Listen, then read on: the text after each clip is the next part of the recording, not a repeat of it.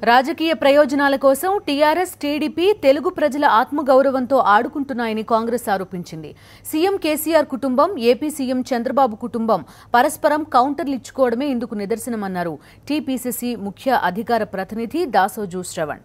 ఓటుకు కోట్లు కేసు ఏమైందో సీఎం కేసీఆర్ సమాధానమివ్వాలని డిమాండ్ చేశారు. తెలంగాణలో 2,000 మంది రైతుల ఆత్మహత్యలపై ఉన్నది సీఎం కేసీఆర్ ఏడాదిన్నర పాలనా ముద్రే అని విమర్శించారు.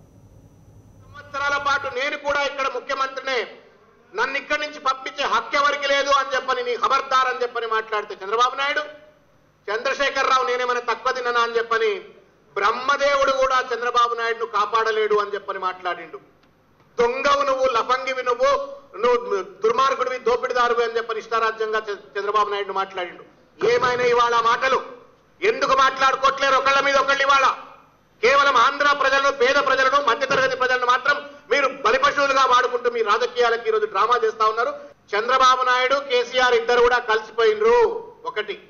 రెండవది, చంద్రబాబు నాయుడునే నీకేం పని అన్నటువంటి ఒక పెద్ద మనిషి రేపు పొద్దుగాల తెలంగాణేతరులు, ముఖ్యంగా ఆంధ్ర ప్రజలను, ఇప్పటిదాకా విన్నాం మనం 1956 అనేటువంటి అంశం విన్నాము, తర్వాత ఫీ రియంబర్స్మెంట్ అంశం విన్నాము, లేకపోతే అయ్యప్ప సొసైటీ భూముల కూల్చివేతలు విన్నాము, రకరకాల రీతిలో తిట్టిన కష్టాలు పెట్టిన సమస్యలన్నీ పోయినాయి.